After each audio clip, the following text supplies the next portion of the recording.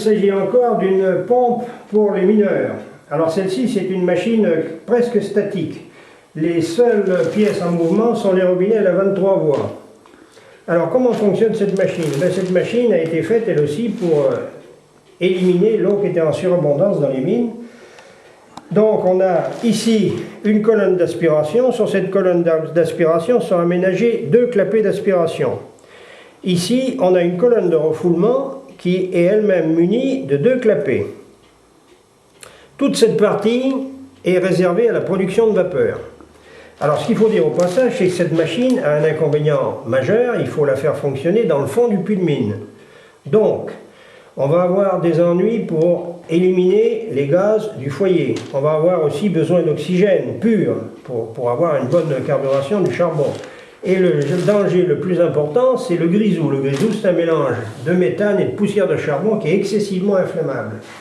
Alors, imaginons que l'ouvrier, le chauffeur, ouvre le foyer. Il y a le grisou arrive, au contact de la flamme, c'est l'explosion assurée.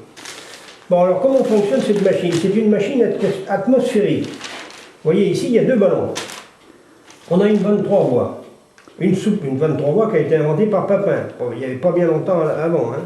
On a une soupape de sûreté également inventée par Papin, qui va limiter la pression à l'intérieur de la chaudière. Ça, c'est la vidange de la chaudière. Et ça, c'est la vidange, c'est le réchauffeur de vapeur, d'eau.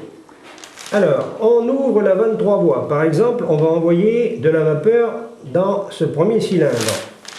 Le travail va être, d'une part, de chasser l'eau qui s'y est accumulée, et d'autre part, le travail le plus important, c'est de chauffer le cylindre. Donc, on envoie de la vapeur là-dedans, on chauffe ce cylindre. Quand on se rend compte que l'opération est terminée, on ferme la 23 voies. On ouvre ce robinet qui est en communication avec la colonne de refoulement, c'est-à-dire l'eau froide. L'eau froide va couler sur le ballon, la condensation va se produire, la dépression va se faire à l'intérieur et l'eau va rentrer par ici, passer par le clapet, rentrer dans le cylindre. Donc la dépression va créer un vide et ce vide va aspirer l'eau. La pompe est aspirante à ce moment-là. Le ballon va se remplir aux 2/3. On le constate par le givrage externe. Toute la partie où l'eau a pénétré va être givrée ici. Et ici, ça va rester sec. Deuxième temps, on ferme le robinet, bien sûr. Et deuxième temps, on ouvre une seconde fois la 23 voies. Là, la machine va devenir foulante. C'est-à-dire que la pression de la vapeur va chasser l'eau qui s'est accumulée dans le ballon. Et à ce moment-là, l'eau va s'en aller par la vanne, passer par ce clapet et s'en aller dans la vanne de refoulement.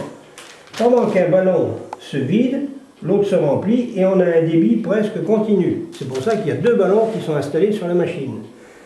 Alors c'est une machine qui a eu un succès, du fait d'abord que la machine de Newcomen n'était pas inventée et qu'avant on était obligé d'employer des chevaux qui faisaient tourner un manège pour actionner les pompes aspirantes et foulantes.